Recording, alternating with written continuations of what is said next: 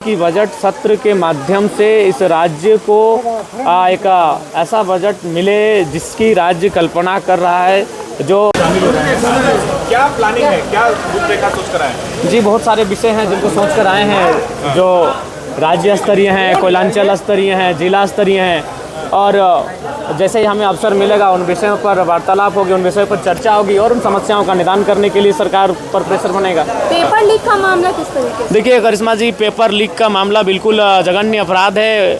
जिन लोगों ने भी इस कृत्य को अंजाम दिया है, सरकार उन पर गंभीर होकर कार्रवाई करे, क्योंकि अगर ऐसा नहीं होता है तो जो आम व्यक्ति है उनका इस जो व्यवस्था है, जो सिस्टम है, उस पर विश्वास टूटेगा और वो ये मान के चलेंगे कि एक आम व्यक्ति का जीवन की सुरक्षा किसी के का उसके दायित्व किन्हीं का नहीं, उनकी जिम्मेवारी किन्हीं की नहीं है। महिला समाज योजना की राशि जो है वो नहीं। जी बिल्कुल गंभीर मुद्दे हैं यार, क्योंकि जो पढ़ने वाले स्कूल कॉलेज के छात्र हैं, इस राज्य की भविष्य, इस देश की भविष्य हैं और उनके भविष्य के साथ अगर खिलवाड़ होगा तो निसंदेह ये गंभीर मुद्दे हैं, इन पर गंभीर चर्चाएं होनी चाहिए। स्ट्रैटेजी के साथ पहुंचा है, आपकी क्या स्ट्रैटेजी है? देखिए हमारी स्ट्रेटजी यही है कि बजट सत्र के माध्यम से इस राज्य को एक ऐसा बजट मिले जिसकी राज्य कल्पना कर रहा है, जो हमारे जो वीर शहीद हैं उनके सपनों को साकार होता हुआ देख सके इस राज्य को, उस दिशा में इस राज्य का बजट पारित होना चाहिए। जेपीएससी अध्यक्ष पद अब तक खाली है, अब तक क्यों नहीं सरकार को मिल पा रहा है? देखिए इसके पीछे कोई कारण होगा, जो कोई विशेष कारण होगा। आशा करते हैं कि सदन जब चलेगा तो जेपीएससी अध्यक्ष की भरपाई की मांग उठेगी सदन में। लेकिन जो युवा वो कह रहे हैं कि जयराम जी अब इन मुद्दों पर बहुत सुस्त हो गए हैं। देखिए सुस्त का सवाल नहीं, हमारा घर धनबाद पड़ता है, आंदोलन रांची में होता है, इसीलिए देखिए आंदोलन में जब भी हुआ है तो रांची को हम लोग अपने रांची के साथियों के हवाले छोड़ें कि यहाँ के आंदोलन को देखभाल करेंगे, उपस्थिति देंगे और उनको उनका सहयोग करेंगे। अच्छा, मैया समान योजना की राशि जो है वो नहीं मिल पा रही है लाभुकों के। देखिए आप बिल्कुल, और शायद सुनने में आया कि बैंक का भी हस्तांतरण किया गया है, किसी दूसरे बैंक में इसे शिफ्ट किया गया है। उसके भी बहुत सारे कुछ ना कुछ कह सकते हैं कुछ ऐसी घटनाएं विषय हैं, तो उनका कहीं ना कहीं मैंने पहले भी कहा था कि ये योजनाएं लंबे समय तक नहीं चलेंगी और फलस्वरूप वो होता हुआ दिख रहा है।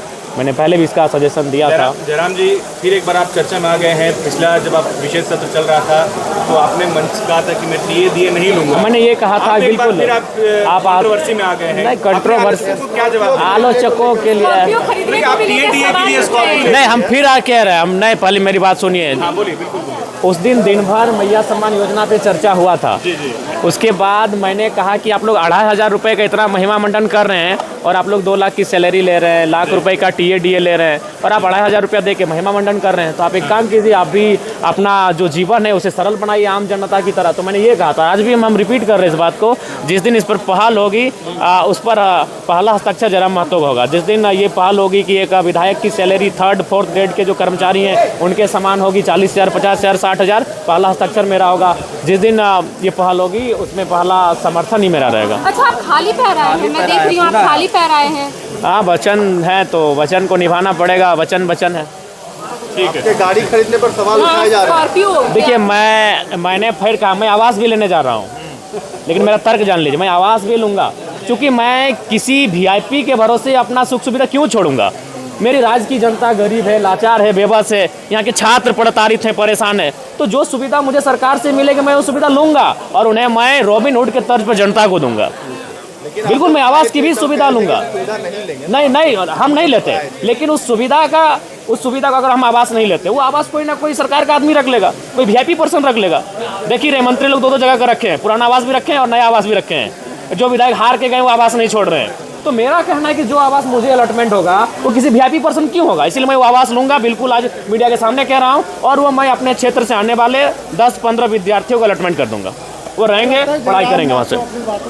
नहीं, मुकर नहीं रहे, ये मुकरना नहीं कहते हैं। आपने बड़ी बात कही कि आप विद्यार्थियों को बिल्कुल अमल करेंगे। मैं मुकर नहीं रहा हूँ, मैं कह रहा हूँ कि अभी देख रहे हैं मंत्री लोग 2 आवास लेके बैठा है भैया, उनको कोई कमी है, इतनी सुख सुविधा है, तो मैं अगर आवास ना लूँ तो किसी के हिस्से में चला जाएगा और किसी राजा के हिस्से में जाएगा, जबकि हमारी जनता गरीब है। तो मैं लेकर स्टूडेंट के बीच लेके जाऊंगा। आप आए